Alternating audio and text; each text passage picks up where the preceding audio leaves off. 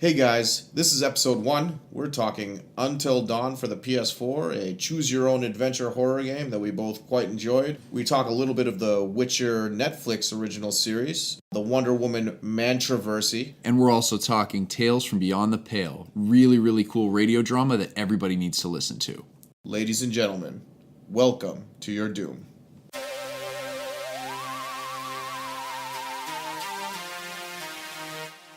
Welcome to your doom.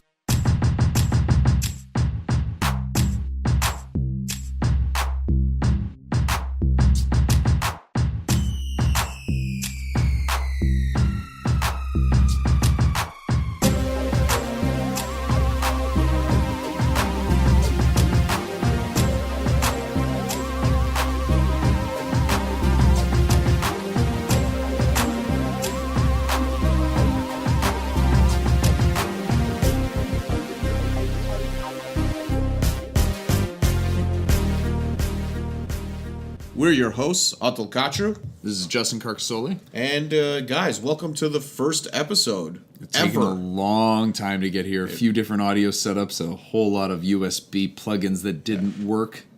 Yeah, I mean, it used to be just a show about a couple of assholes with broken mics, but now it's just a couple of assholes with a working mic. So 2 guys, 1 mic. that is, so Horrifying. accurate. It's so accurate. But we're using a Blue Yeti. Is that what this is? Yeah, Blue Yeti. Yeah, and you know what? It's working out really great. We're picking up sounds that we've never even heard before. Like that one. We're also having a drink here of the Tullamore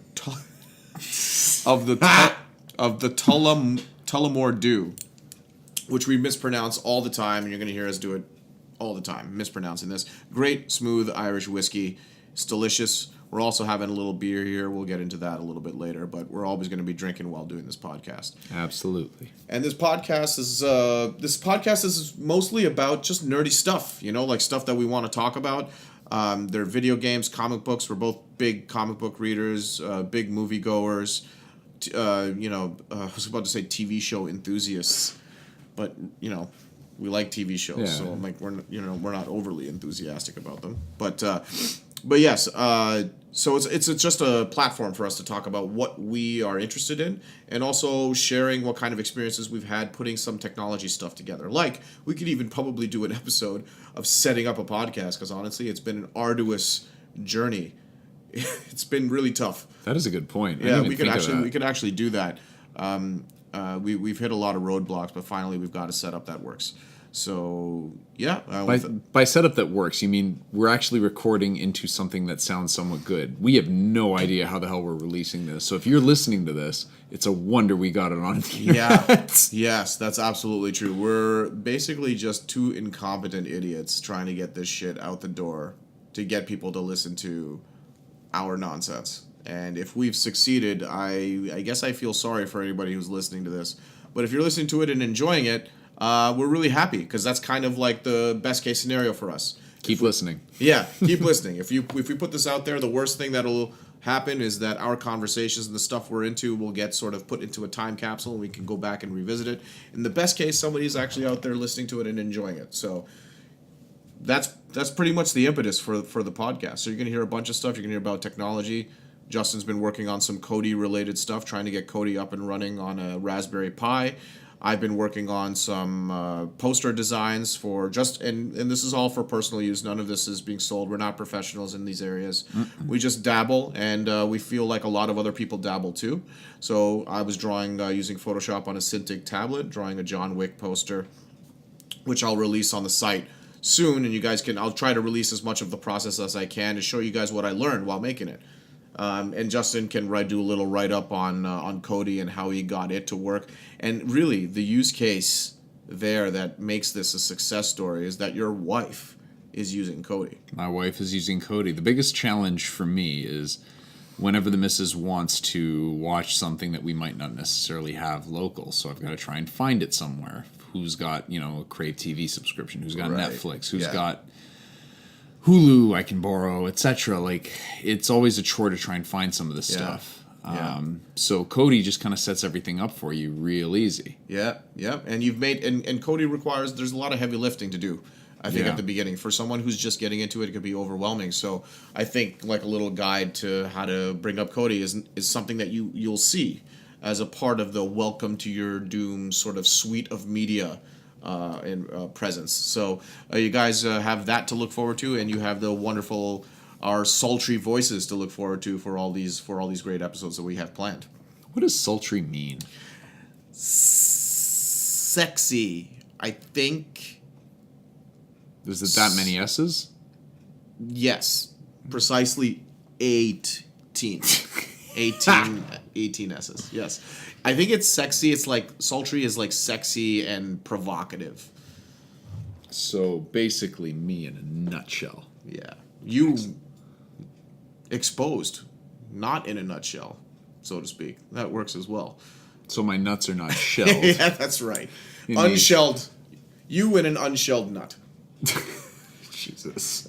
Okay, let's talk a little bit about Wonder Woman. It's going to be out in 2 days? No, tomorrow. Dude, you're going tomorrow. Yeah, I'm going tomorrow. Yeah. So I never see any movies on opening night. But I've been telling anyone who has a mild interest in this film to go see it. It's very, very important. Even if the film, wasn't reviewed well, I think it's important that people go to see it because it really is a landmark movie. You've got a female-led blockbuster tentpole summer film. Yeah. And it's also directed by a woman, right? So you've got this Oh, yeah. a ton of money into this and a ton of what the studios see as risk. Oh, yeah. A lot of the other female-led superhero films have tanked, right? You see like Catwoman. Well, those- let's face it. It wasn't her fault. It was... Halle Berry. it Well, was- whatever. It was. It wasn't the character's fault. All right, let's put it this way: the director of that film. Should be shot. Well, his name is Pitoff. One name like Seal and McLovin. That's just his name, is Pitoff. Pitoff. That's upsetting. That's right. Who the fuck gave that guy a movie? Well, yeah, he's a French cinematographer, I think. And while he's good at, cinematography, I don't think taking on a whole film, especially, one, like a comic book film of a well-known property is necessarily his bag. Clearly. Fuck. And Elektra was another one that Oh. just really tanked. And you know what? Studios follow the money, right? It's a business for them. So they're not going to be making these movies if they keep flopping. And Wonder Woman obviously has got the double whammy of being female-led, female-directed, but also being one of the big female icons or modern mythology, really. So I think it's really important. I never see movies on opening night. I bought it. My wife and I are going tomorrow night, and I think it's going to be a blast. I think it's going to be great. But I just hope everybody just shuts the fuck up so I can watch the goddamn movie. Yeah. Because that's what I'm really afraid of. I'm cranky that way. I've gone opening night on a few movies. The two most notable ones I remember, one on one spectrum, the other on the other spectrum, Right. was the first one was The Dark Knight. Was Dark Knight, the obviously Bale the and Nolan, Bale yeah. and Ledger. Yeah. It was fucking amazing. Like, Oh, really? It was to the point where like the crowd was like quiet and super into the movie, but Yeah. then things would happen and they'd fucking start cheering, Yeah. and I couldn't help but cheer Yeah. too. The first time Batman comes out, it was during the ambush when the other Batmen, the guys Oh, with the yeah, guns, and yeah, stuff, yeah, come out, the as soon as he scarecrows. comes out and grabs the gun and bends it back or whatever, Yeah, yeah. the whole crowd's just like yeah. And then kind of crazy, yeah. Oh, it was cool. And then Ledger comes out and he does the pencil trick. Oh, dude. The whole crowd lost their shit. But other than that, like, only a few moments in that movie where people were cheering, and it was legit cheers. And then the rest, everybody was super into it. Yeah. Turn that around, then you've got like a bunch of the other nerds watching Iron Man 3 with me on opening night, and I went to the midnight. And we have screening nothing for this. against nerds. We're nerds. We're nerds too. No, Yeah, we're nerds. it's just Yeah. the guys that they're raging out like, hey, Adrian Killian didn't do this, and Yeah. it's like, dude, calm down, just watch the fucking movie. Oh, like they were talking. They were that, talking about like, in oh, the this isn't the same during as the movie. yeah. I was yeah. like, just That shut sucks. up. Yeah. And That sucks. just getting bent out of shape about silly things like Yeah. that kind of stuff bugs the hell out of me. Yeah, yeah, absolutely. Just shut up and watch. I'll the probably movie. go see it twice because I know that there's going to be a lot of noise. And you know what? I don't mind that. There's a vibe there. My wife enjoys it. And I'm going to enjoy it too. But I'll just go and see it again with a quieter audience. at some point. Yeah. But, I want to give them my money. And on the plus side, it's got like what, a 93% Rotten Tomatoes rating. The last I saw was and it might have changed since then, was 94 with I think 102 reviews, which is stellar. Crazy. Yeah. Here's the other thing is that it's really good to be a DC. It's finally like to Well, be a DC let's fan. not get crazy yet. Well, no, I'm saying the last 2 weeks have been a good time to be a DC fan. You Yes. got Injustice Yeah, 2 yeah. that came out to absolutely rave reviews across the Yeah, board. yeah. Wonder Woman now is, a tenor, right? It's finally like I think a lot of DC, myself included, a big DC fan, grew up on DC. And I love the Marvel movies too, and I go to see them. And this is an amazing world we live in, where like Guardians of the Galaxy is one of the big blockbuster films that everybody looks forward to. Biggest right? It's franchises out there, yeah. Yeah, exactly. I love them, but my heart's with DC because I grew up with them, and it's been tough. it's been tough, like Yeah. because I liked Man of Steel. I didn't really like Batman vs Superman. I sort of enjoyed the zaniness of Suicide Squad, but nothing has really blown me away. So to come at it now, where you've got a lot of people just like ripping DC to shreds, ripping Zack Snyder, new one. Every turn they get, it's nice to see things turning around, just even if it's temporary. But Injustice 2, great game. We'll talk about Yeah. that on the podcast for sure. We both bought copies of that, and now Wonder Woman. So the one thing I wanted to mention about Wonder Woman, and I'm getting off topic, is specifically in Austin, there's a theater called the Alamo Drafthouse. Fuck yeah. Right. So, and I've always wanted to go there. Yeah. The Alamo Drafthouse has actually scheduled 2, and I'm not sure if they've already been done, but they are definitely scheduled, if not have already been done. 2 all-female viewings. Yeah. Of Wonder Woman. Yeah. Did you read about this? I did, yeah. Okay. And this just makes me really, really depressed to be a male sort of nerd.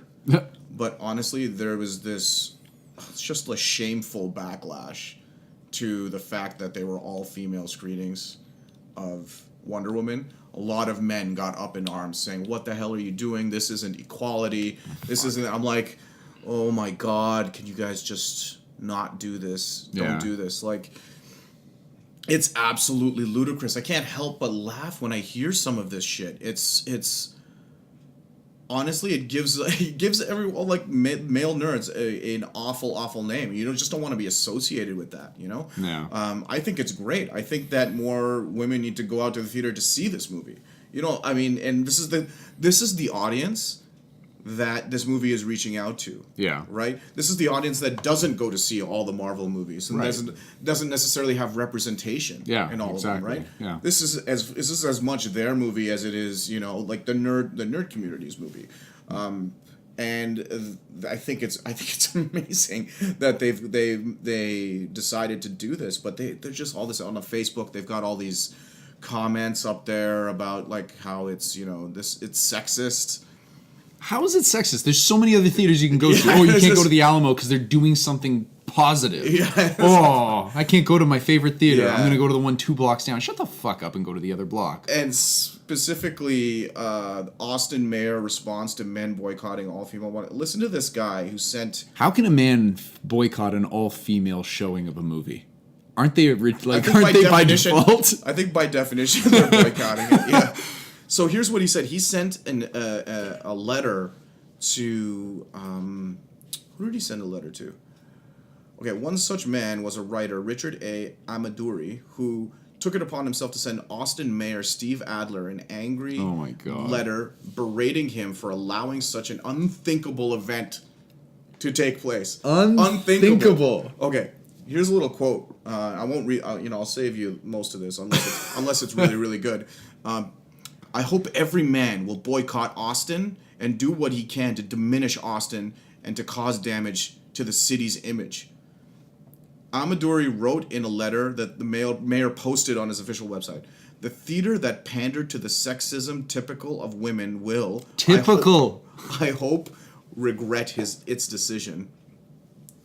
The letter went on to denigrate women who allegedly accept the appearance of achievement without actual achievement, and challenge Adler to name something invented by a woman. if Austin does not host a men-only counter event, I will never visit Austin and will welcome its deterioration. Does Austin stand for gender equality or for kissing up to women? All right, I won't even read the rest of this. It's not worth it. It's comical. This guy is a cartoon. Jesus. This guy's a cartoon. Look, this guy is he's an absolute cartoon. And you know what? The mayor responds here.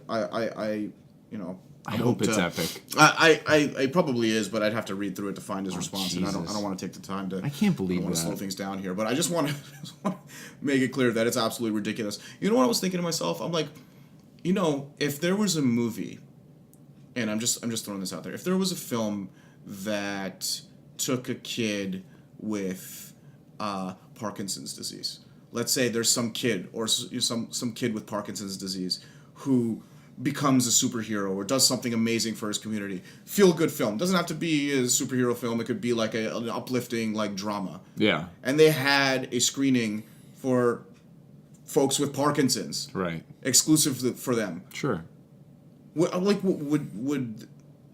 that be like a problem? Would that would people be up in arms because all of these kids, it's a Parkinson's only. I don't screening. have Parkinson's and I want to see it. Boycott. Yeah, exactly.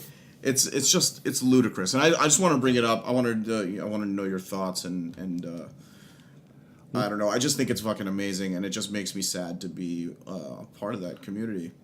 Honestly, Sometimes. like it's Sucks. that is crazy to me. Like, what a sense of entitlement that it's like I want to see the movie at the Alamo in Austin, or even it doesn't even sound this guy lived like. Well, like no, he see, lives it's in only Austin. 2 showings, and it's 2 showings before the movie's out. So there are screenings. Oh, so Essentially. the early screenings. So the early screenings. So there's a Sorry, okay. I didn't. There's a benefit to women only. Yes. It's exclusive to women to go and see this. for the screenings, and Austin's only doing 2 showings. I think they're pre-screening. Shit, you know what? I don't know. I think they are. I think they must be. And this but guy even feels so, bent out of shape because the 100%. the woman superhero has there been a woman superhero movie in the more modern superhero that's been movies? successful. Yeah. No. No. That's what I said. Elektra, Catwoman. Elektra and Catwoman are the only ones that come to mind. And you've got that aren't like Black second Widow. fiddle. Black Widow. I mean, she's pretty entertaining, but she pales in comparison Pales. to I gotta all tell- of the other people around her. I gotta be honest. Same man. with Hawkeye and stuff. So it's not just a sexist thing, but it's like they're not giving her her due. They're not giving her due. I'll be honest with you. Every scene she's in, I'm bored. Yeah. I'm really bored. I'm just like I don't think I care. Right. Because I think the films treat her in that manner where it's kind of like it feels like filler. It feels like filler. Everything she does to stay relevant in that universe is almost very tongue in cheek. It's also. They're contorting. I think they're contorting it to make her more important. Yeah. Right. And it's not that that's a bad thing. It's that when I watch it, I'm like I'm genuinely not interested in like what in her scenes or like her plot or her character. I'm just I'm they haven't spent enough time or given her enough of a meteor role. So it's just like I don't even count that. I think Black Widow is boring. Right? Yeah, I don't know. I don't know if I'd say boring, but here's the thing. Like I compare it to I'll think of like Morrison's run. Grant Morrison when he was doing his the first run on JLA, right? Early mid 90s. It was mid 90s. It was the White Martian series, right? That was awesome. Yeah. Arguably, Batman is the most useless character in the Justice League. He's got no powers. He's got some money. That's basically it. He's out of his fucking mind. He was personified as the most dangerous person in the goddamn league. Yeah. And he totally owned it. Like, at a certain point, there was this really great panel where he breaks in. All the other members of the JLA were down. Superman's down. Green Lantern's down. All those guys are down. Yeah. And Batman's the only one just, sneaking around skulking about, sneaking around in the shadows. What's this little shit gonna do? Even the fucking bad guys, the White Martians, are just like, he's in the background. Who gives a shit? It's just Batman. Downfall. All right, go and get him. All right, yeah. And he's just skulking around. One of them's looking for him. And then you cut to the next panel, and they're like, such and such hasn't reported back. Yeah. All right, let's 3 of us go and find him. Yeah, and they come out, and there's a fucking the first dude strung him up. Is hanging there, just saying, "I know your secret." It's like, oh shit, this guy's badass. Yeah. Like that's the thing. Like She doesn't have a moment like she that. doesn't have a moment like that. She's clever. Like that moment she had with like I said, it's a lot of tongue in cheek stuff. Like Yeah. there was the opening scene with her in Avengers where Yeah. she was just like she was tied up Tied and to she the was chair, at yeah, their yeah. quote unquote mercy. Yeah. And then all of a sudden it's like, hey, she takes a call from Coulson and it's just Yeah. like, yeah, you're screwing this up for me, this and that. It's cute and it's a great moment. Same with her thing with Loki, how she Yeah. kind of tricks him into telling him what his plan is, or telling her what his plan is. But it's just not as badass as like Iron Man's falling out of a friggin' building and then all of a sudden he hits a button on his wrist and then the friggin' suit flies out, Yeah, he chases him, passes him. picks him up, and then he comes back and knocks Loki in the face. Yeah.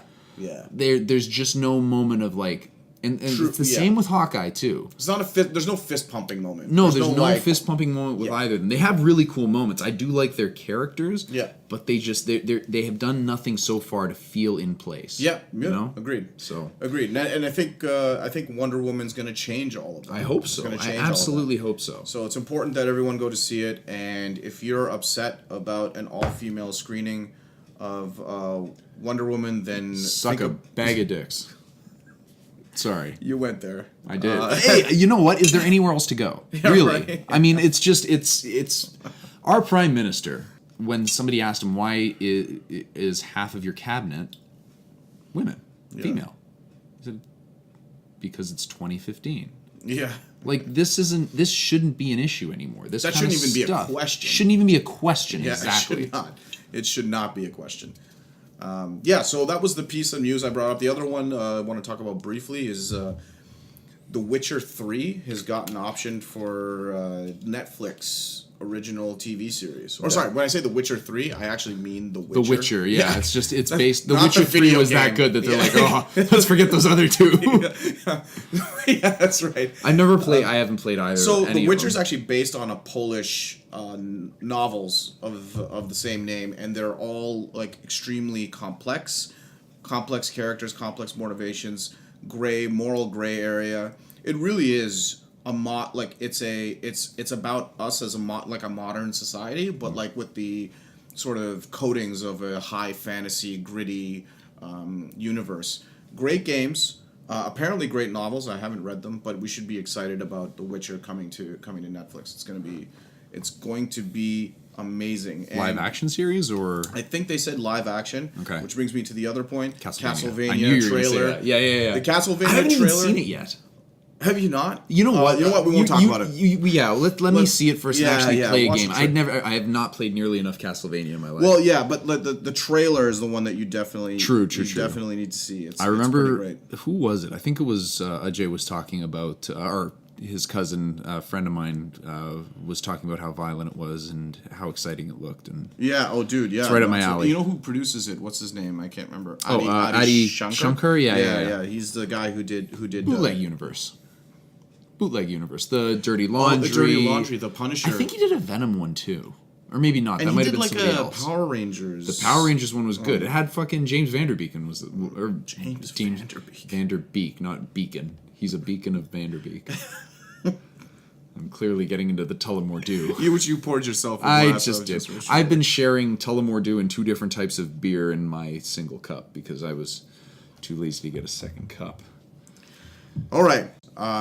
So I think it's time for the boss battle. Boss battle. All right. I think it's Boss battle. This is Until Dawn, where Jesus hot sauce Christmas cakes and fuck nuggets are all just a part of a balanced, cliched diet.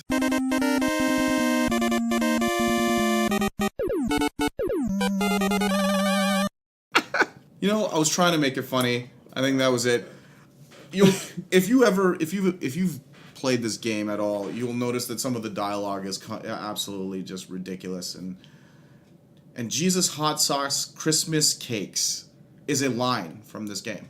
Was that the full line? That's the full line. Fuck me. That's the full line. What a line. Who wrote and, that? And fuck nuggets was also Fuck another Nuggets one. was a good one. So Until Dawn, what can we say about this game? Let's talk a little bit about the plot. And this is a completely spoiler-filled session, so we're going to get into all of the details. So scram if you haven't played this game.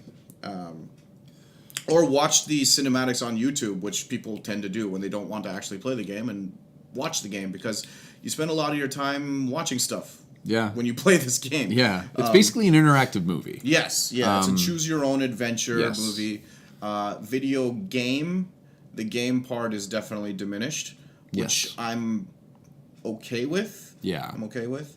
The game itself starts off with a bunch of teenagers. You've got all your cliche teenagers up at a cabin in the mountains, and it's like, snowstorm. Everything's covered in snow. It takes you a ski lift. You got to get up there, and they play a really cruel prank. So cruel. It's actually like you kind of like hate these kids. We played it together, and I kind of, after we were done, I regretted we let any of them live. They should have all bit the dust based on what they did to this poor girl. Yeah, it was awful. It's awful. And they do it, and she gets very, very upset, and she runs out into the wilderness, and her twin sister chases her, and their brother is passed the fuck out in the kitchen, I think, which tends to happen when a bunch of kids go to a cottage. It happens to me when I go to the cottage. It's his cottage. Why didn't he go to his bed? Anyways, sorry. I like sleeping in my own bed. Oh, it is his parents' cottage, right? Yeah, he's got a bed. Yeah. I mean, he just got blasted. Too much Tullamadure. And then, anyway, so these girls run out. They get chased. They fall off the side of a cliff. Yeah. And they are deader than dead. And that's how the game opens up. So it may seem. That's right. And then the game skips ahead a year, and the brother's trying to get everyone back together to, face what happened to them and to get over what happened to them. Yeah. Really face their demons. So they all get together, and you play as these characters individually as the game proceeds. They ride up the gondola up to the thing. You get to do all of this interactively. We noticed there was a lot of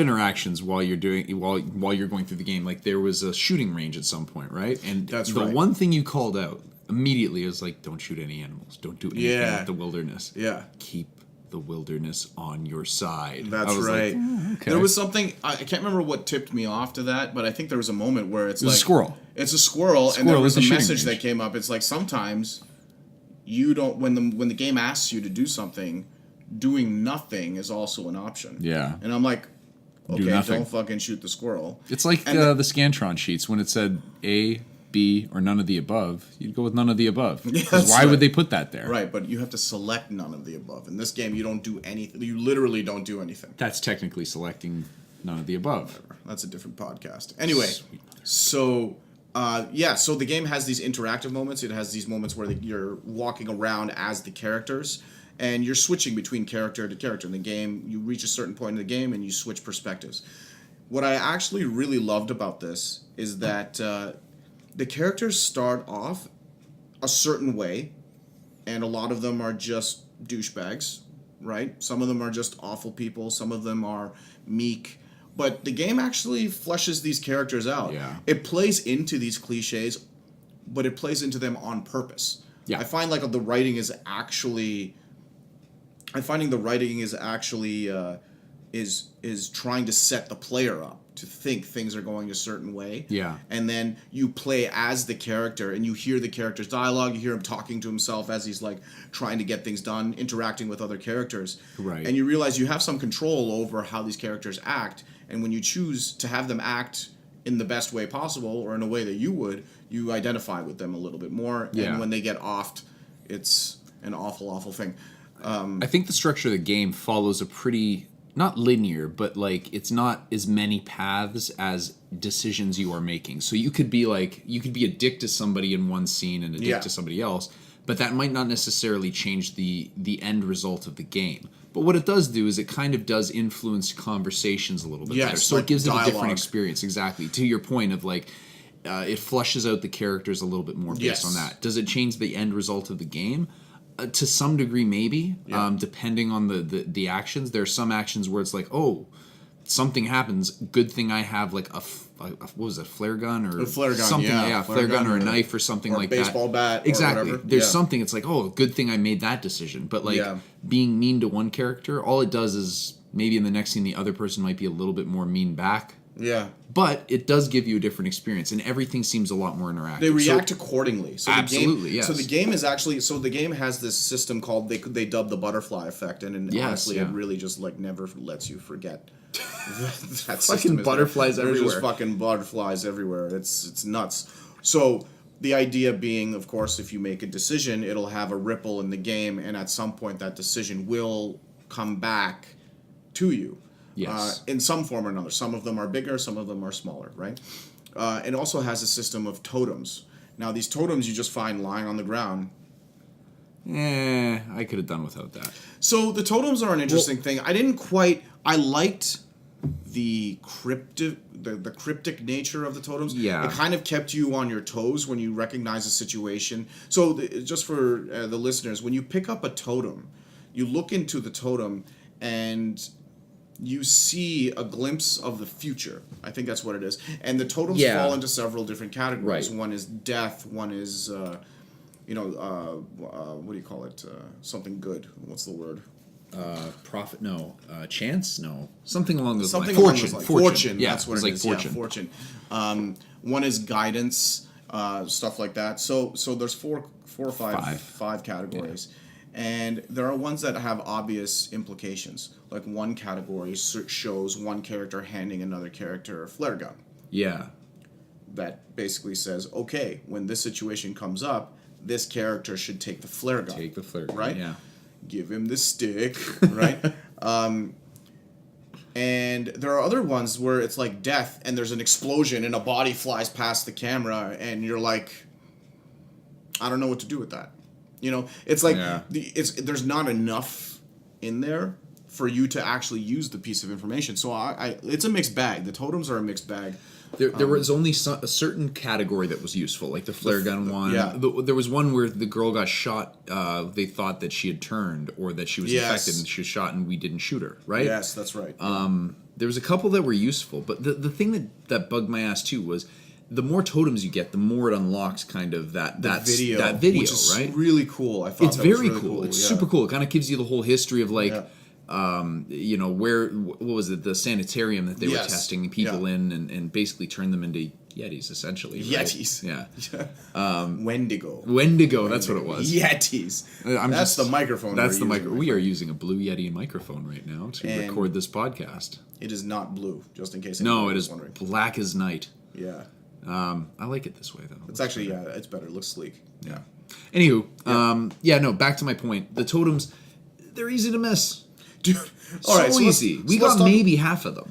No. We got more than half. We were missing like Okay, 4, but from 4 different. We were missing like maybe. We maybe got We got more than two-thirds. half. Yeah, we got more than half, Yeah. but 2/3. So Still not a lot. just to be clear, when you're collecting these totems, there's a video that's getting unlocked on the bottom, and it's kind of this recap video telling you exactly what happened at this place to set up the story. Yeah. Solves all of the riddles, right? Yeah. So the story is kind of chopped in two. So let's get into that a little bit. Sure. The plot itself, it's pretty interesting, but you did call it from the start, pretty much. I'm very intuitive. Right. As I'm drinking more Tullamore. Yeah. Tullamore. You said it wrong. Did I? Yeah. Tullamore. Damn it. I'm sorry, all my Irish people. Yeah. Right. So the plot sort of starts with these kids showing up. They see evidence that someone's been there. Yeah. They see newspaper clippings of a maniac on the loose. There are scenes where there's a dude in a parka with these crazy goggles and a flamethrower outside stalking them. So it's really setting up this whole maniac thing. And then there's a guy in a clown mask that's chasing these kids around and kidnapping them and knocking them out, putting them into these saw-like contraptions. Amongst all of this, we get the one, the only, the indomitable Peter Stormare Yes. I was waiting for you to mention Mr. Stormare. as I still don't know what he was doing in that game. the creepiest psychiatrist one could ever have. Creepiest computer graphic Yeah. So this sort of leads into the next thing. These are real actors Yeah. in this game that did full motion capture and voice. very well done too. Very well done. but the game looks amazing at certain angles. There are angles in this game where I'm like, I am convinced I'm watching a real, like, these look like real people. Peter Stormare, I think, like, since he's front and center, like in those, you see him from every angle, I think he looks amazing. But when the camera hits the one or two odd angles, you get back into that uncanny valley, like, human doll thing. Yeah. And that's just, I think some of the smiles are like that. I don't Some think of they can them are. get teeth right. Teeth don't yeah. really, like, it's the way the shadow plays off the teeth, it just, like, looks, it's not like, you know. The characters all use hand brushes instead of the electric brushes. Yeah, so, like you what, know, like a pine needles. That's what it looks like. They use pine needles. they use pine needles to brush their teeth. That's right. That's what it looks like. So I want to backtrack for a second. Yeah. If you would, indulge everybody. Yeah. Who is Peter Stormare? Well, Justin, I'm glad you asked. Mr. Stormare is an accomplished thespian. Did you say lesbian? I said thespian. That's not what I heard. And he's also an accomplished lesbian. Lesbian. He is that good. I would not doubt him. He is that good. When he puts his mind to something, nothing can stand in his way. So the reason Peter Stormare is like really special, if you've seen him, he's been in a lot of Michael Bay films, and he always plays a really eccentric character. And he has this. Think of him. I think of him as like another sort of Christopher Walken. Yeah. A guy who plays a certain type of character, and then now at this point he's playing caricatures of himself. Yeah, I'd say Of so. his overacting, you know. So in Bad Boys 2, he plays the Russian gangster. In the Armageddon, he plays the Russian astronaut. Cosmonaut. The cosmonaut, that's right. Russian parts, American parts, all made in Taiwan. Yeah, exactly. Best line in the movie. I think it was Taiwan. It's Taiwan. Yes. Yeah, that's right. He's pretty amazing, and Bay uses him. He's used him in a couple of movies, and he's actually done one serious drama called Small Town Murder Songs. It actually takes place in Ontario, Canada, Really? and it's a phenomenal movie. And he does a great job. He's a great dramatic actor, and he demonstrates that there. But the other scene that I remember him for, that I love him in, is at the end of Constantine. Yes. Playing Satan. And as soon as he comes down, and that's because you don't actually see his face, like his feet with the tar come down first, and he's in like a dirty white suit. It wasn't great. even dirty. It was dirty at the very Oh, yeah, bottom, it's just, just where the pristine. tar was. Everything else was It's great. crisp. I thought that's a really great concept for what Lucifer would look like. Yeah. Like, he's covered up. Like Yeah, it's yeah, like he's yeah. hiding something. He's hiding his true nature. But then the camera zooms up, and it's fucking Peter Stormare, and his delivery in that scene. It's perfect. It's So good. oh man, he's chewing scenery up like crazy, and he does this thing. He's like.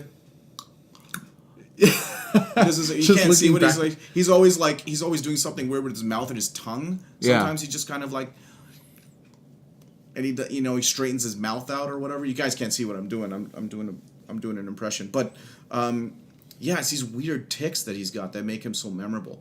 So in this game, he gets front and center as this psychiatrist whose segments are dispersed throughout the entirety of the game. The camera angle is as if you are the patient. So Yes. all you're looking at is first person, and you're just looking across a desk at Peter Stormare being Peter Stormare in a video game as Peter Stormare. Yeah, like 3 levels deep. It is Yeah. the inception of of Peter Stormare. Stormare. The Stormare. Stormception. Yeah, exactly. So we've got these, and you don't really know what's going on. You're getting thrown into these psychiatry sessions where you're choosing from Rorschach paintings, ink blots, characters. What are you afraid of? He's Yeah. asking cockroaches or clowns or scarecrows, and that stuff that you choose in that session pops up in the game. The clown thing pops up, the scarecrow thing pops up when we were choosing it. Yeah. It's very, very cool. So the first half of this game has got all that stuff, and then you realize that this whole first half is actually just kind of a hoax. Spoiler alert. The brother is actually responsible for setting up all of the ghostly sounds, for setting up the fake newspaper with the psychopath on the loose. He's setting up his own death, actually. There's a scene where you have to choose who's going to die. And I don't know what would happen if you chose the other person, because there's two people. One is the brother and one is some other character. And I think that character can change depending on your choices in the psychiatrist session.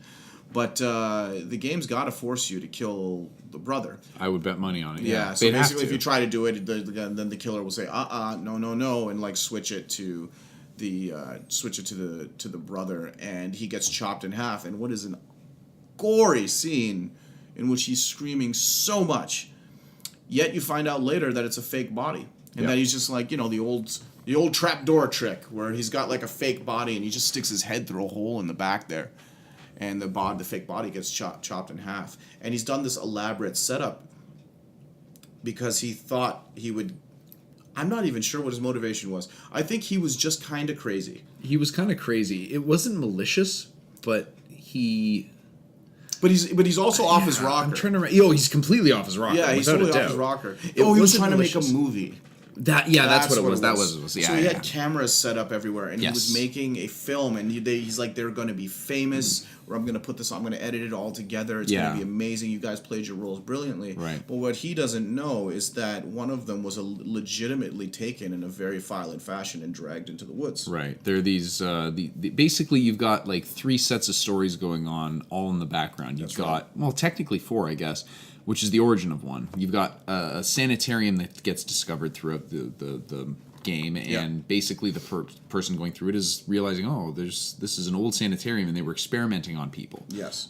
You've got some crazy person in the woods who's armed with a flamethrower and these huge goggles, face is all covered with a mask, and they're just storming around. You don't really know what they are doing. Then you've got what seems to be this crazy clown person, which ends up turning out to be The brother. The brother. Yeah. And then some other thing is going on. There's some monster out there. It seems.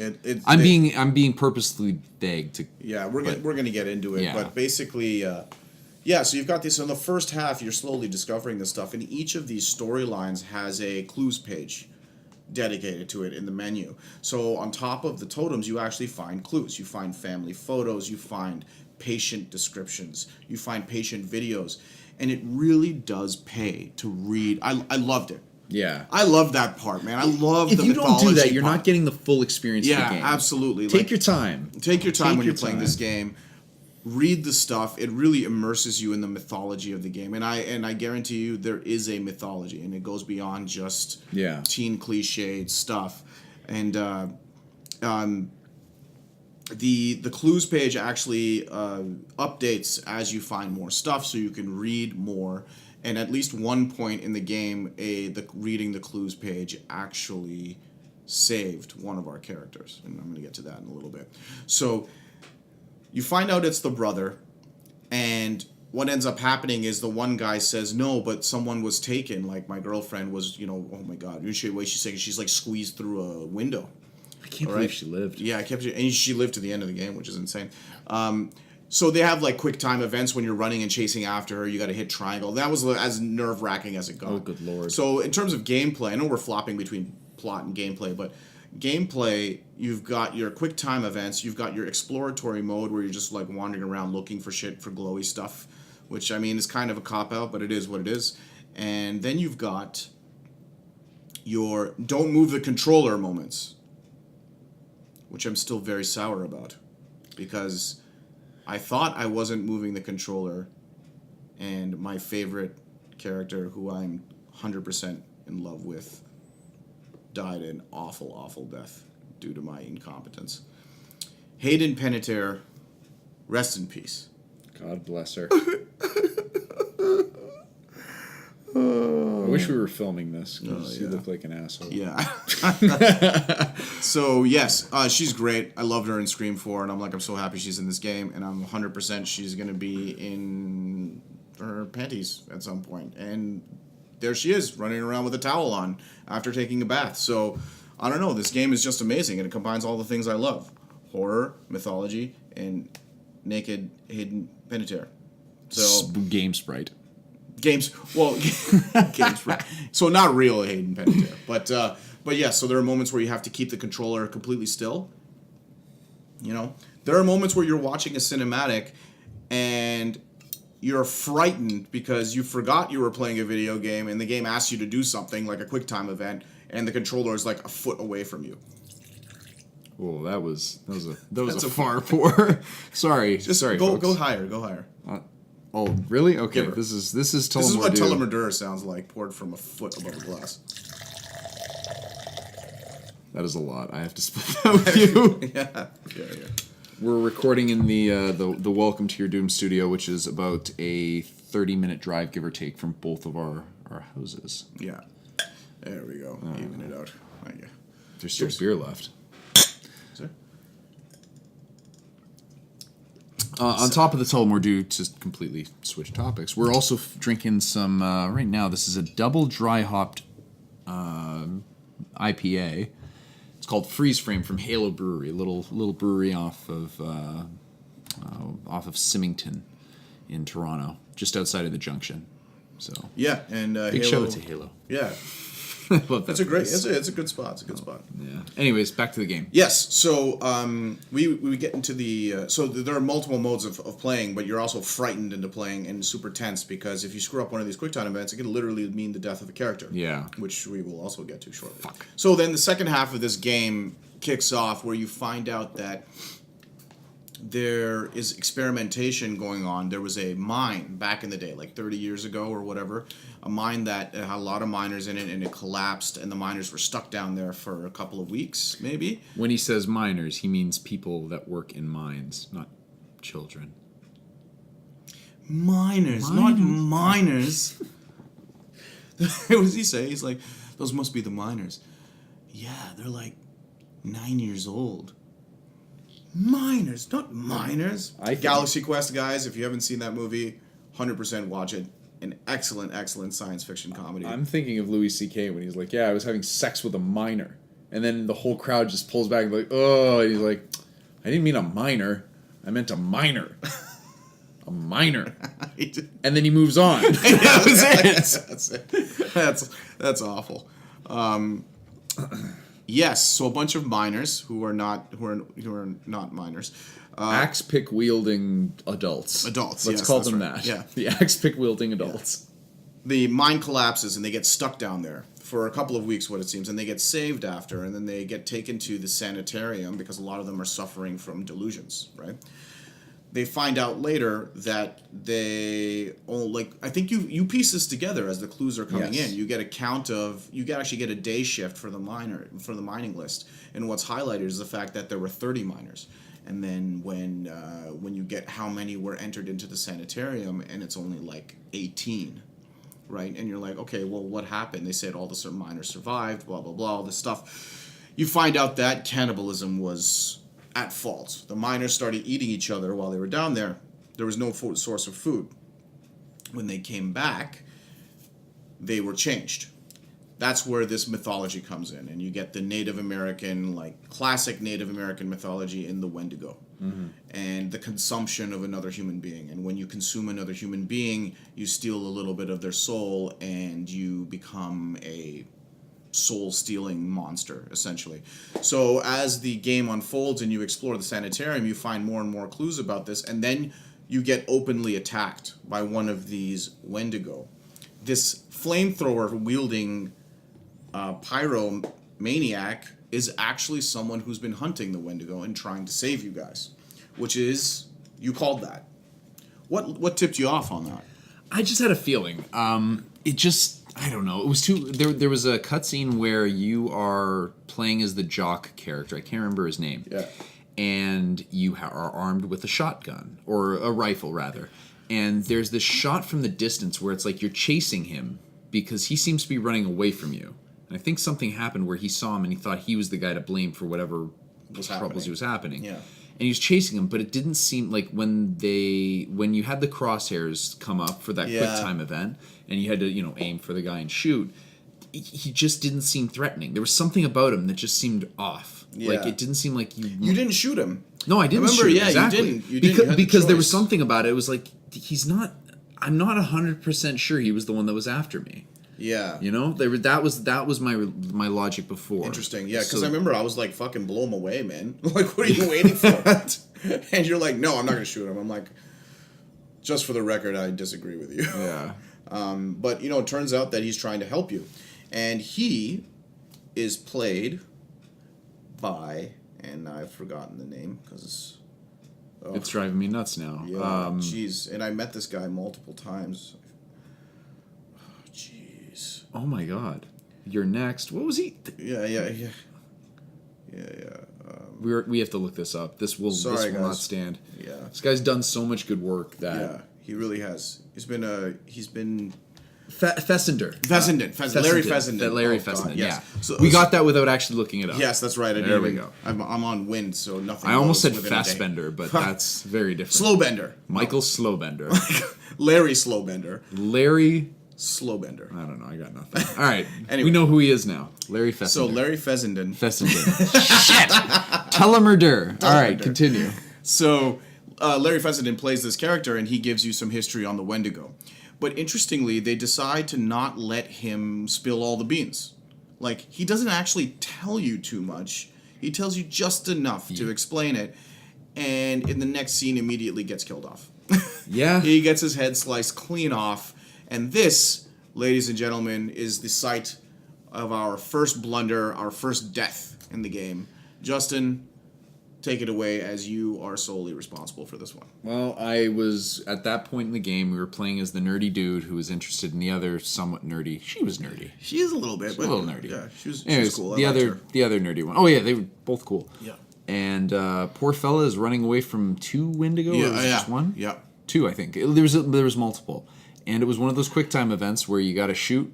And I was a split second too slow on what seemed like the very last shot I had to take. Like it so seemed we were like the almost end back of it. at the we're almost back at the cabin, Yeah. and I think if you had shot the Wendigo, He it would would have have blown survived. back, and he would have run inside.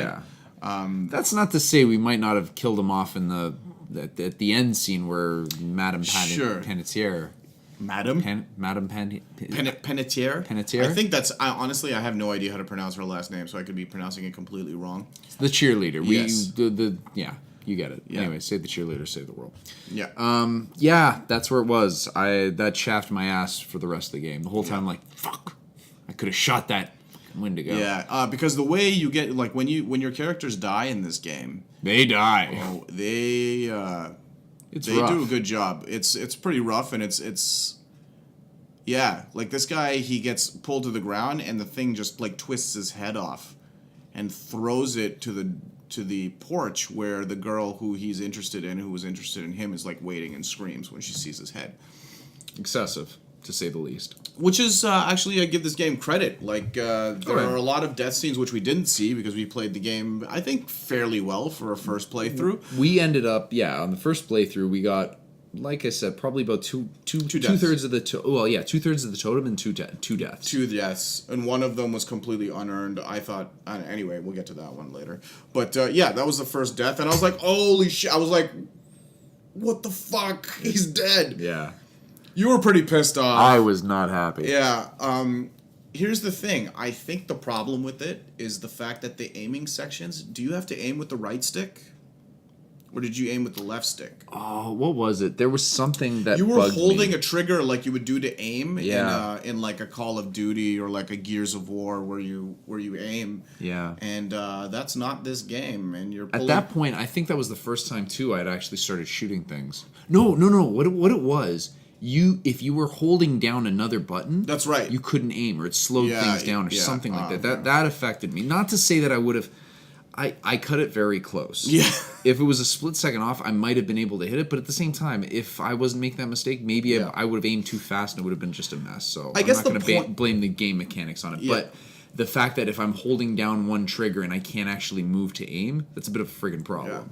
The all in all, I guess what we're trying to say is the game is challenging, if only because it fucking tries to surprise the shit out of you every time, and everything that is meaningful is actually on a timer. Yeah. So these are, I mean, some people are not going to like this. They're not going to like the fact that this is the reason the game is challenging. Really, it's kind of a cop out, you know. Yeah. But I enjoyed it because I was getting into the game. We were playing this like couch co-op style together, drinking, like just enjoying the whole atmosphere. The 5.1, the sounds, the surround sounds are immaculate. Yeah, in the we game. forgot It's to mention just that. Very, very well done. Play, you know, turn down the lights and turn on the 5.1 surround sound. All of the surround speakers are live with audio, and the sound and the voice directions all really, really great. But I was, you know, so into it. I loved it. I loved the quick time stuff. I loved the horror atmosphere and the cliched stuff, along with the, you know, the progressive stuff that they put in there. So first death attributed to, I think, what was probably, you know, not wonderful game design, in my opinion. But we were sure to keep our eye out for sessions for things like that later, and subsequently only had one more death. So anyway, moving along with the plot. The Wendigos take out the flamethrower man, take out one of our friends. We end up reading. Now, this is the cool part. You read this guy's journal, and you find out stuff about the Wendigo. Mm-hmm. And one of the things about the Wendigo is that it can mimic the voice of someone it has heard. Oh, yeah. Right? So if you don't read his journal, you never know this. And there's an explicit scene where you're walking around in the caves and you hear your friend's voice calling out to you for help. If you didn't know that they could do that, 100% you would go out there, and I've watched a YouTube video of what happens. There's a trap door, and she's like, oh, let me out of here, I'm stuck. You open it, and you look in, jump scare. This thing jumps out and tears your fucking face off. It's brutal. It's brutal. And we knew that. Remember, you said don't do it. Yeah, because you literally just if you had the opportunity to read the journal just before that. Yeah. You literally just read that. It wasn't even just before that. It was just a little bit before. Like it was like it wasn't like right before. No, it was maybe an hour before that. Really? I mean, it was a little. It was a while. Maybe before. 15 minutes. Yeah, like because you go into the 15 minutes. yeah you go into the catacombs. No, like, it was longer than that though. I remember.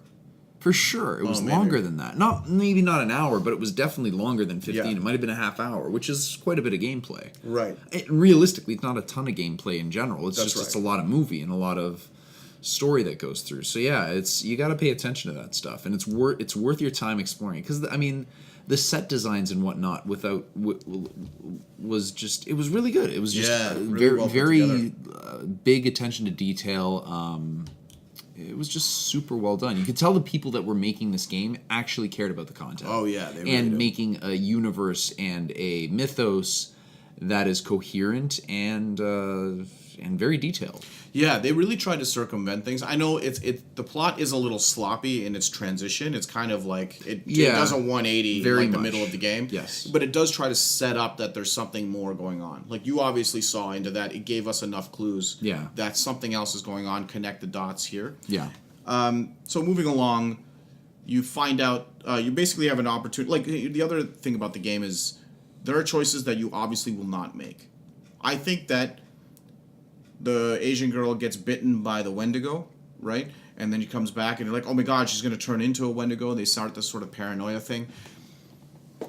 Shooting her is an option. Without any knowledge or backstory. It's Without just zero literally knowledge. just like, I think she might. What do you have to base that on? Nothing. Nothing. Let's shoot her in the face. Yeah. Like, so that's an option. And I just don't see a lot of people choosing it.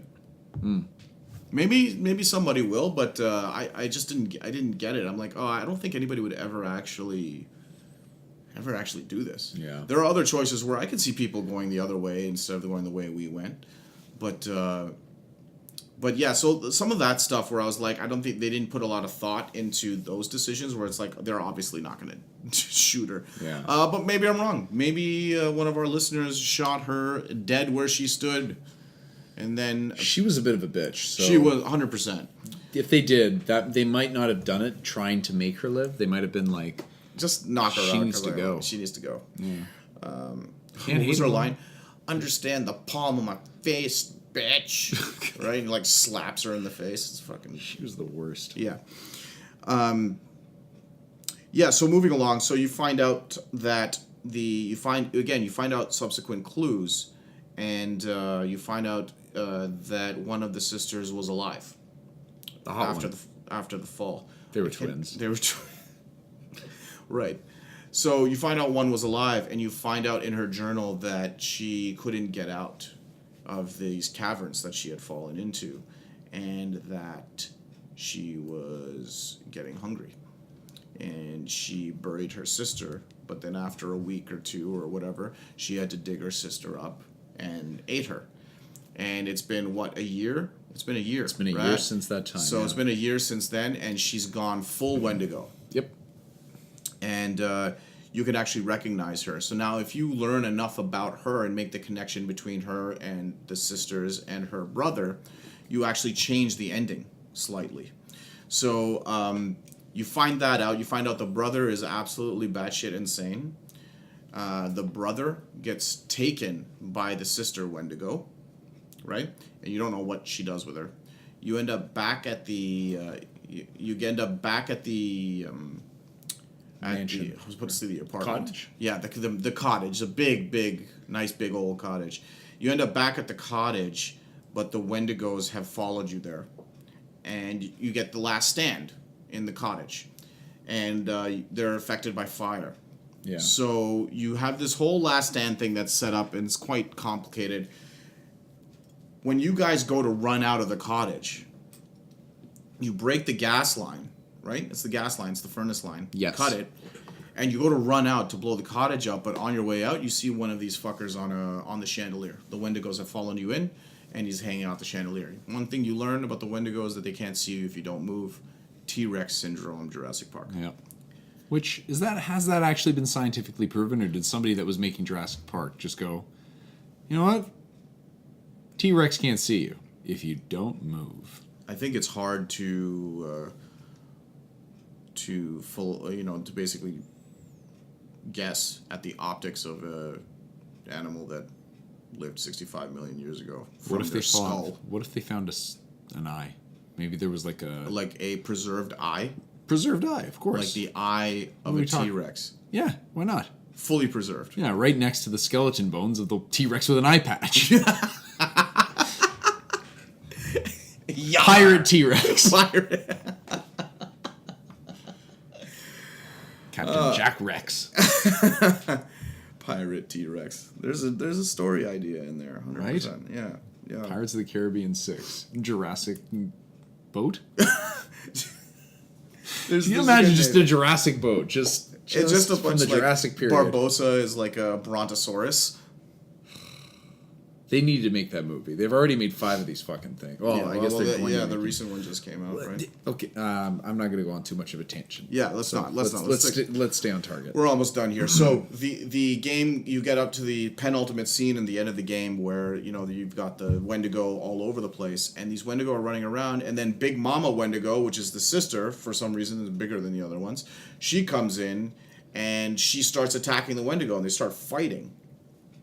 And you use this opportunity to cut the gas line, and you're going to turn the lights on. You turn the lights on, you're going to get a spark because all the glass is broken, and this house is going to explode. You have these options to wait to do it or not to wait. And the sister's wandering around sniffing, and you have to hold the controller super, super steady, and whenever you have to wait. That's where casualty number 2 Yes. hit us. That's right.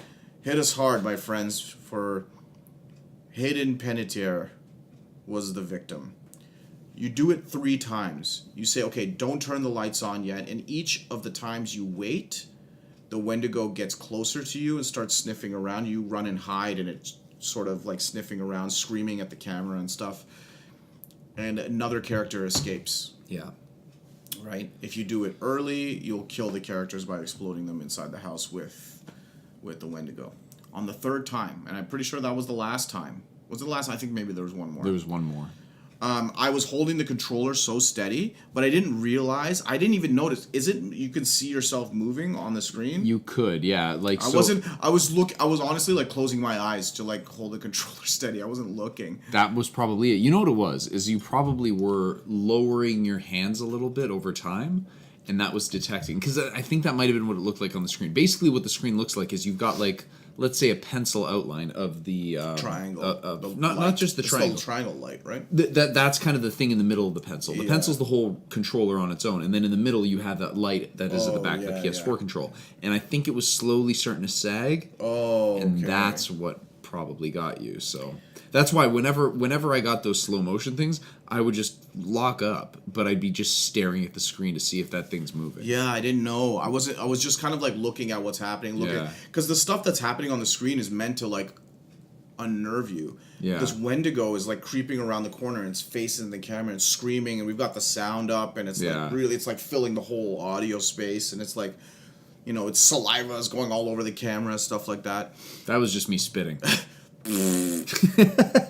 4D. 4D Until Dawn requires a very saliva-filled Justin next to you, and he can spit on you whenever the Wendigo's spitting at the camera. Just call me, I'll be there.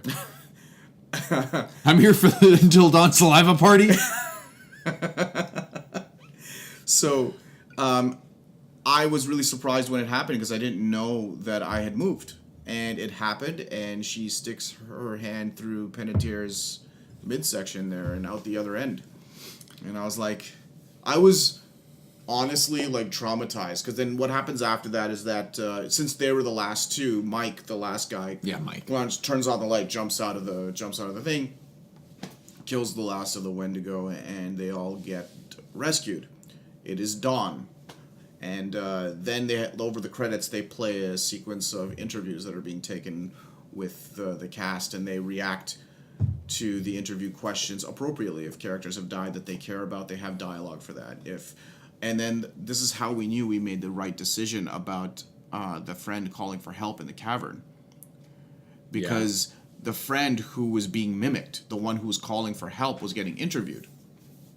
And the interviewer is like, well, one of your other friends said they heard you in the caverns, like, yelling for help. And she's like, no, I was never there. Like, I was never screaming for help. I was actually keeping quiet. it was actually kind of eerie the way she said it too. Yeah, because I think she knew, like, that the thing was... Maybe she knew, like, when the guy says, like, no, like, I wasn't doing that. Yeah. And that's when we realized, and we're like, holy shit, like, that was for real. Yeah. Like, it was very, very well performed by the voice actor on that one. 'Cause, Yeah. like, that, I remember that. oh, it like, gave me goosebumps. yeah, exactly. Yeah. It gave me goosebumps. And I knew we were right on that, like 100%, because obviously she made it out. So I'm like, immediately, I'm like, yeah, Sure, we definitely made the right decision. But just the way, there was some music playing, just subtle music in the background, and the way the voice actor delivered that, it gave me goosebumps. Like, you're 100% right. Yeah, really well performed. Yes.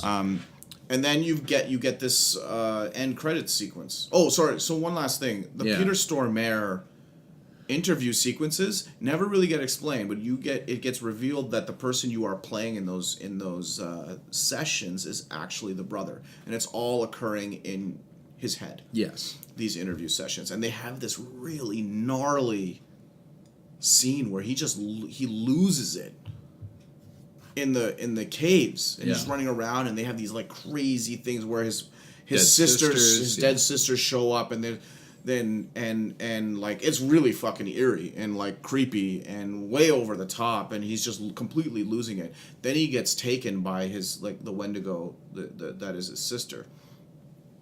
Now, if you learn enough about the connection, if you discover that she is the sister, if you get enough of the clues that discover that she's the sister, Which we did. Boom. Yeah, the brother recognizes the tattoo. Yeah. And she says her name, and she recognizes him, so she takes him away. If you don't, she simply kills him. Right? So in ours, she takes him away, and like you never see him again.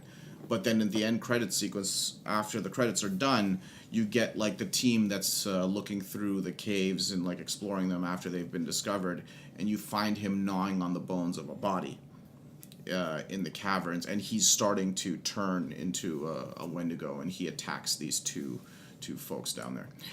Also, the video gets fully revealed if you got all the all the totems. We didn't have them all. We had the majority of the video but we ended up going to YouTube just to watch the whole video, so Yeah. we didn't actually get all the totems. And it tells a really groovy story from Larry Fessenden's Hunter Pyromaniac character's point of view, where it tells you about how he discovered the Wendigo. He used to work up here at the sanitarium. He survived the killings when they went completely berserk and killed everyone up there, and he's been hunting them ever since. And there was a particular sort of mama bird Wendigo that he was hunting, and he ends up killing. Yeah.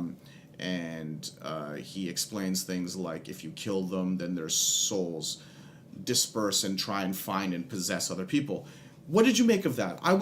They put an emphasis on that where you're like, don't kill the Wendigo, cage them up. Yeah, and it didn't Because really go anywhere though. It didn't. You see the souls flying out if you kill them. Yeah. But they never. I'm like, oh my god, these guys are gonna get possessed. That's what I but thought, they never but- actually do it, which is Exactly. very strange because they warn you not to kill them. But And it's then like, the fuck other it, just payoff kill I was hoping for was like we'd stumble into a room of caged up Wendigos. Yeah, no, they did have that when they were reaching out from the cages. Oh, remember? that's Yeah, right. they Yes, did. yes. They did yes. have My that. Yeah, apologies. he had captured a lot of them. Right. Yes, that is totally right. Yeah. The one thing I wanted to so some plot points, some clues that didn't really amount to much of anything. The other thing I wanted to talk about, I know we're like jumping back and forth here, real quick. We're not too deep. The Wendigo designs and the movement, fucking amazing. Great monster design. They are moved like insects. They move like insects. It's not. It's insane. Yeah. Oh man, totally awesome. When I think of the Wendigo, I think of like the Wolverine well, technically the Hulk comics, but Wolverine, yeah. Wendigo, Big that kind of hulking thing. wolf. Exactly. Deer so person. seeing this was it was strange at first, but it totally makes sense. Oh, it was crazy. I mean, they would that's- like jump from one wall to the other super fast. Yeah. They jump and they don't move. They move a little bit and then they'll Yeah. like jump from one wall to the other. Great design, great movement design. A lot Yeah. of work was done into making their movement very, very unnerving, and they fully 100% succeeded. Really well done. Yeah, I thought. agreed. I thought it was good. If you come into the game hearing the name Wendigo and you start thinking of the Marvel Comics kind of incarnation, it's a little strange to look at first, but trust me, once you start getting into the game, you get over that pretty damn fast. Yes, because that's it right. totally makes sense in it. And the thing is, it's consistent. If you start off telling me this is what a Wendigo looks like, even if I've seen a Wendigo in another medium, I'll Yeah. look at it and be like, that doesn't look like the Wendigo I know. But this whole time, that looks pretty friggin' badass. Yeah, it's very, very well done. They're Yeah. extremely menacing, terrifying. menacing for sure. Terrifying because they kill you. Well, I mean, terrifyingly partly because the game mechanics are Yeah. one mistake and you're dead. Yeah. But it makes them very deadly and like gives them that air of menace where it's like, I am terrified of these things. I want to not be where they are because I could die very, very easily. Yeah. So, great movement design, great sound design on their screaming, on their like screeching noise they make. Amazing. Well Yeah. done. What about overall? Overall in the game. Oh, well, one more thing I wanted to mention Oh, yeah, specifically go. about the game. Obviously, they haven't dusted in this place. Fuck. Any of these places. So many particles in the air. There are so many dust particles in the air. It's honestly like it's like it looks like it's snowing Yeah. in some scenes. In some scenes, yeah. Or absolutely. that like a volcano just erupted and you've got just like fluttering ashes everywhere. I know what they're trying to do. It's sort of it's that sort of old lived in look that nobody's been here for a while. And they pushed it too far. Yeah, they're trying to add texture to scenes that don't need it. Yeah, they pushed like it just grit. Yeah, it's ridiculous. Like I want to build a snowman in like some of these scenes. Like it's just like it's magical. That's fucking really sick. Dirty magic. It's dirty magic. It's dirty magic. It's like the a video you see of the deep sea that's filled with like krill. Yeah. Like plankton. That's what it's like. You're swimming through one of these things, right? You're right. They did it for texture and all that, but honestly, they didn't need it. They didn't need it. They No, didn't need it. They had enough in there. The story, the acting, the way that everything is happening, you don't need to throw in extra distractions, which is kind of what I felt about that. Yeah, it was just like every scene I was looking at, every scene I would comment. I'm like, man, they haven't Yeah. dusted in here in Yeah, years. we talked about that a few times for sure. Yeah, because they just, I don't know. They like you said, it's almost like more is better. More texture is better. Like I feel even MKX was like that, and some character designs have like a wetness to them where everyone gets sweaty.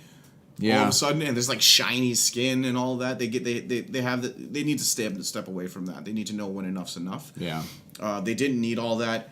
Take that dustometer and dial it down by half. Yeah. You can have dust particles, but not like a fog of dust. Yeah.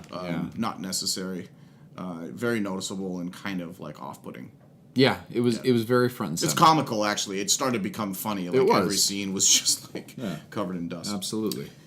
All right, so overall, I thoroughly enjoyed this game. It was everything I wanted it to be. It's the kind of game that it's single player, but you can play as a group. Yeah.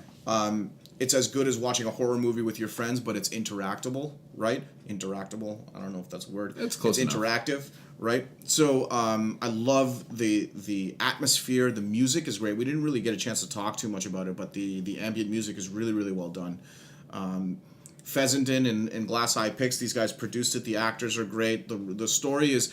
The plot is, it's a little janky, right? It's like, it does the 180 in the middle, and you're either with it or you're not. But I bought into it 100%. The game mechanics are barely present, but the clue collecting is really fun. It makes me want to go through all the menus. It makes me want to go through all the butterfly cards to understand how my decisions have affected the story. I loved it. The graphics are great. You get to the uncanny valley every once in a while, but I'm okay with that. Really atmospheric. If you love horror movies, if you like adventure games, even like Telltale games or Police Quest style like games, adventure games. Yeah. Sierra, those old LucasArts games, point and click adventures. This is a great one. This is a great one for you, and I 100% recommend playing with a friend or a group of friends, like 5 people can sit down and play this game. Because it's like watching a movie, it's like playing a video game. It's great. So I generally agree with you. I think it was a fun experience. I really enjoyed it. I thought that the cinematic aspect of it was really good. My only beef with it, and I guess it's just in general of games of this type,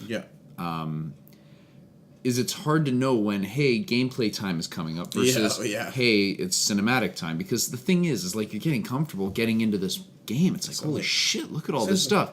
Hey, it's like, what's that triangle doing on the screen there? Oh, shit! Yeah, oh, shit, I need to press a button. And that's the thing is, like, you could screw up the game completely by not pressing the triangle for you. Assuming, say you have high standards for yourself. I want everybody to live, which is kind of what we were doing. Yeah, we were trying to get it. And, if you don't hit that triangle, fuck, it kind of pisses you off for a bit. Yeah. Right?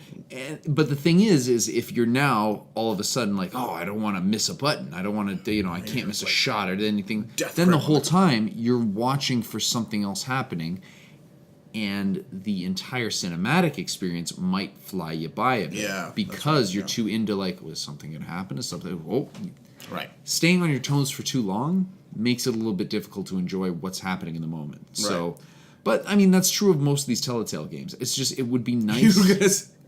You were either gonna say Teletubby, or you were gonna say Tullamore. No, you said Telltale. I was gonna say Telltale from the very get-go, but now because you mentioned that, that's aggressive. That was aggressive. That's aggressive. I don't know if I'm gonna drink all that. Oh, anyways, good lord, that's aggressive. So that's about a quart. That's probably a 3-ounce pour. Yeah, great. I have to drive. I'm not drinking very much or any of that. Yeah. Anyways, that's the only thing. Is it would be nice to get a bit of a fucking heads up. Yeah. If all of a sudden it's like, hey, fuckface, you need to press some buttons. Yeah. That would be nice. I definitely found myself holding the controller and getting like tense and sweaty. Yeah. Because like I didn't know when a gameplay moment was gonna pop up, and I think that's just something you can't really. I don't know. Somebody will find a good idea, a good way to fix that. I just, there needs to be like a get ready moment, and that. But the thing is if that happens, then it takes away almost from the cinematic aspect of it. You can't get as ingrained into it, because that's the thing is like you're watching the game unfold and it's very cinematic. And then all of a sudden, it's like, oh shit, I've got to get into this. And it adds a little level of panic to you. Yeah. But if all of a sudden a screen comes up and says, hey, get ready. Yeah. I could see it taking you out of the cinematic experience as well. Yeah. So that's the thing is how those mechanics go, I don't have a recommendation. Did I enjoy it in this game? It's a little tough to say I enjoyed it. But I did not enjoy it. I don't know. It's hard to describe because that's the thing. Is like you've got these tense moments where it's like, oh, is something going to happen? Something going to happen. But then you kind of miss what's going on the screen a little bit. Yeah, that's right. You're so you're paying attention to like what do I have to press and when, rather than taking in sort of like the atmosphere and the plot. Exactly. I think it adds a little more. I found myself at attention, like paying strict attention. I think we played this game in like three-hour segments, maybe Give or take, three 3-hour segments and 1 2-hour segment, maybe. Something like So that. it was about like 11 or 12 hours, I think, that we put into the game, and we played it together, couch co-op, like with booze every single time. Yeah. Right. So it's about a 12-hour game. I bought it on sale. How much was it? $16. I don't know. Something Fucking great. Do your goddamn finances. Yeah, that's Do right. your own fucking Yeah. math. You know, I have a lot worse dialogue or vocabulary than most, so I apologize for my swearing. I'm apologizing to them, not you, you fucking piece of shit. But if you could pick it up on sale for $15 or $20, It's a steal. I think it's a great steal. game. It's 12 hours of fun, of entertainment. You're right. The gameplay mechanics might not be for you, so learn a little bit about them. It is what we're saying. It's very spontaneous. It's quick time events. It's also some meandering about. But if you like story, if you like atmosphere, if you love the horror genre even a little bit, this is a game for you. It absolutely This is the definitive horror game. Although Friday the 13th, the game just came out. Did you hear about that this week? Did it come out? Yeah, it came out. I've been keeping an eye on it. I've been purposefully kind of staying away from it. I'm a big slasher film fan. The Friday the 13th series is second only to Halloween for me. Halloween, yeah. But I've been purposely staying away from that because I do not want to know. Yeah, that'd be beer. Now you got a whole bunch of head. But I'm ching. Anyways, the Friday the 13th game I've been staying away from because I don't want to hear any spoilers. Yeah. I mean, it's a game. I'm probably not going to hear about that, but I do want to kind of go into it as fresh as possible whenever it comes out. Right. So if it's out already, at least I got We some. can give her. It's a multiplayer game, actually. Interestingly enough, so I mean, we'll have another show on it. I think one guy plays as Jason, and then the other folks that are playing the game play as 3 or 4 other teenagers. So Is it's it like 4-on-1. So it's not like a. It's not story driven. I don't think it is. I don't okay. think it is. So that's why I think it might be a good game for LAN party. I think that would be fun. Hell, Yeah, that would be pretty cool. Every year we do a LAN. Well, it's no longer a LAN party at this point. It's an end party. We need a network. Yeah, it's a PS Plus party. So basically, everyone connects to the internet and plays games. But last year we played Rainbow Six Rogue Spear. No, that's the. I wanted to say Rainbow- one. Yeah, is it's Star Wars. Siege. Sorry, Rogue Spear is a really old Rainbow Six game. And Rainbow Six Siege, and we played Alien Nation. Alien Nation. We'll talk about those games separately as well. Alien Nation's a great game. Anyway, off topic, but definitive horror game. If you love horror, this is a no-brainer. Pick it up. Yeah, that's pretty much it. You got any final thoughts? What's Fessenden? Am I screwing it up again? Fessenden. Is what was his production company's name again? Right, so let's switch gears here a little bit. Now, Yeah. we're going to have a segment at the end of every show that sort of spotlights something interesting either we're doing or that we want to pimp to the masses that we think you guys will be interested in. This one is, call it Spotlight, maybe call it, we still haven't decided yet, but I think maybe call it bonus round, whatever it is. Bonus round. This bonus round like it. essentially is going to be switching. It's going to be myself today, and then the next time Justin's going to bring something into the bonus round that he wants to talk about. But it could be something we've read, something we've played that I think people are interested in. In this case, I'm going to tie it back to what we were just talking about for Until Dawn. Glass Eye Pix is the company that Larry Fessenden runs, and I've met Fessenden several times in New York. Once at Comic-Con, where I talked to him at length about making movies and stuff and all of the movies he's produced. And then I ran into him on the street in East Village, which is where I used to live in New York, and just bumped into him randomly, and we started talking again. They have their studio. It's in Brooklyn, in New York, and it's called Glass Eye Pix, and they produce this really among all the movies that they've produced. And sorry, I was gonna get a list here. Sorry, I'm not prepared. But Did they produce Your Next? that is right. They produce Your Next. I'm trying to think. Oh, here you we know what go. I'm trying to think of. Also, this is going back to the game. In the Oh, right, that's screening right. room, there was an That's right. environment where there, basically in the house, in the basement, I think it was, there was a screening room where there was like, big, Projector, theater yeah. seating, tiered seating, and it's a projector. But some of the posters that were up there were other it's Glass Eyed Pix, right? Is that the name? Glass of Eye it? Pix, yeah. And it's Gla- a bunch of movies that the Glass Eye Pix has produced, Right. or Fessenden himself has directed. Yes, yeah. Yeah, so Fessenden did a movie called The Wendigo, and I have a history with this movie, and I don't know. I feel like I don't know if now's the time to talk about it, but Let's save get it back for- to that. We'll save it for another time. But he did a great movie called The Innkeepers. He produced a movie called The Innkeepers, great movie. I Sell the Dead, which I really love that movie. I don't think he directed, but he stars in the film. That's the one with Mary from Lord of the Rings. Yeah. Yeah, great movie. He did a movie called Beneath, and Stakeland is another film that he's done. But also he did Your Next. When I say he produced these movies, and a lot of the times he stars in them. He acted in Yeah, Your Next. he was in Your great. Next. Yeah, he's hilarious. He's a really funny guy. He's interesting. He's basically like a young Jack Nicholson with the crazy hair and crazy smile, but his teeth aren't as nice. Who's are? It's Jack.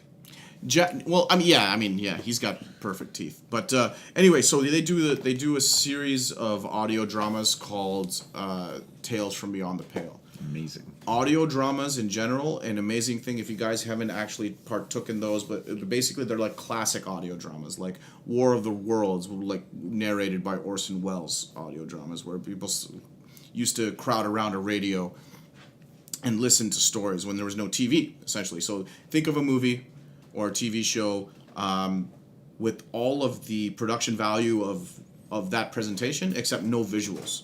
It's all audio based.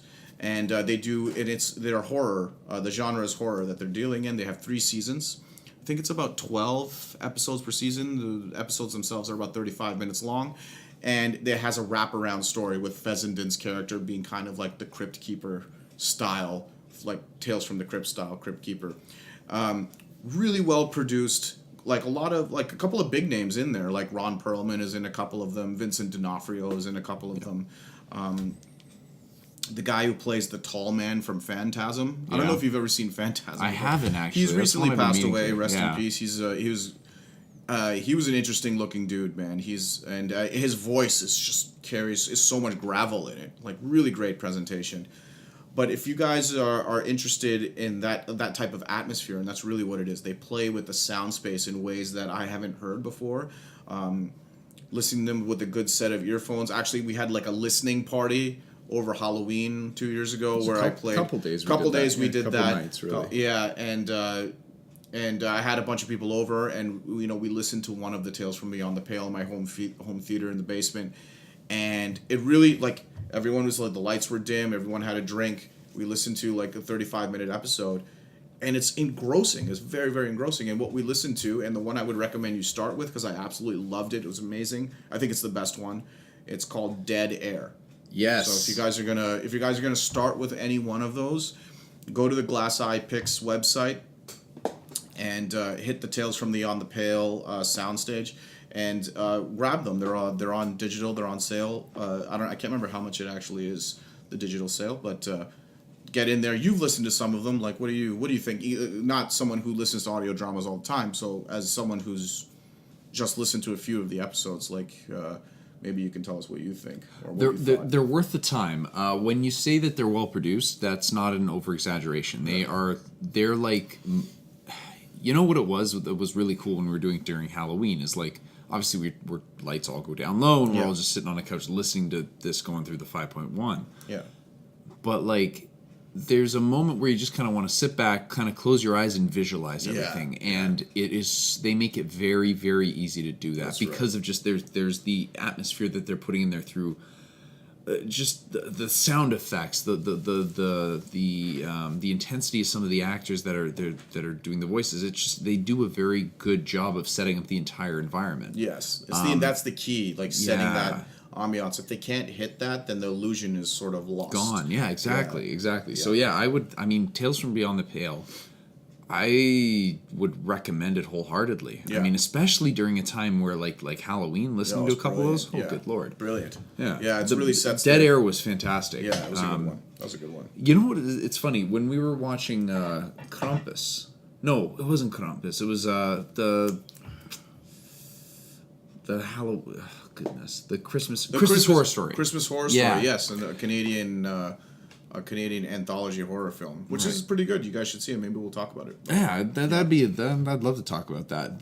But Dead Air, for some reason, we'd seen that after we had listened to Dead Air. We'd listened to Dead Air first, and what's his name? William Shatner is doing this, this DJ. radio host DJ thing in the movie. Yeah. All I could think of was that. Yeah. So Dead Air. I'm watching a movie that has something very mysterious and very interesting going on with a big name actor that I recognize, and all I could think of was that radio. Was Dead Air. Well, like yeah, a radio was Dead play. Air. Yeah. That's it. That's cool. So man. that to me, that's a testament to how much that sticks to you. This was probably at least a year after. At This least would have a been year. exactly a year. Yeah, I exactly think a so, year yeah. after that. Yeah. And I hadn't listened to it since then. And as soon as I saw William Shatner in there talking about some eerie stuff happening in the movie, Yeah. It reminded you of Dead Air. immediately. Yeah. Immediately. Yeah, So cool. that's a testament to how good that was. There's a bunch of other ones. There was Guttermouth. the Guttermouth. was That was the one one of I was thinking of Yeah, too. that one was pretty good. And they all are very different. Some of them like even go science fiction. Yeah. Some of them go horror. Some of them go like drama horror. Like it runs the gamut of even comedy. They even put in a bunch of comedy in there. So really well done. One other thing I want to highlight about them, they've got great art. So they have a lot of these prints that are on sale for art they've created for each of the stories. I ended up getting a lot of the art for free at Comic-Con because I was talking to him a lot. I bought 2 seasons, the sets. He's like, dude, you should take some of these prints. Really nice guy. He's like, take some. Take a print of everything. So I have all these prints of this really immaculately well done art for a lot of these stories, and I'm hoping one day to frame them all and put them somewhere where everyone can see them. But really nice guy, great product in Tales from Beyond the Pale. There's 3 seasons out now. I'm really eagerly anticipating the 4th season, and you guys should go out, listen to it, buy it from them, support them, because it's a really cool, interesting thing that they're doing in the whole sort of radio play genre. Are they doing another season? I think so. Yes. I was reading about them warming up to another season. They've done episodes here and there, like bonus episodes here and there. And they also, they perform sometimes live, these sessions in New York. I was never able to see them when I was out there, but I'm hoping to, if I read about that they're doing it, I'll probably just fly down and check it out, because it's very, very cool. All right. So Tales from Beyond the Pale, go check them out. If you have not listened to it before, it is 100% worth the listen. And support these. I mean, it's small. It's indie, right? I mean, that's pretty much what it is. Yeah, small shop. And a lot of these big actors that come out for this stuff. So it's pretty cool to hear. There's one episode, and I'll throw this out there, where Merry and Pippin from Lord of the Rings are playing 2 characters who are out filming like a live, like a Dangerous Animals show. Yeah. And it's the first time they've ever acted in anything together since Lord of the Rings. It's That's like literally dope. that episode is like the first time they've done it. I think it's called Natural Selection, but don't quote me on that. It's a fun story too, so That's one I haven't listened to Yeah. on my end, so then maybe at some point I'll have to listen to that. pretty groovy. But yes, so Tales from Beyond the Pale. Check it out. For sure. Okay, I think that about does it for the first episode of Welcome to Your Doom. Until next time, I'm Atul Kachru. It's Justin Carcassoli. See you guys next time. Take care.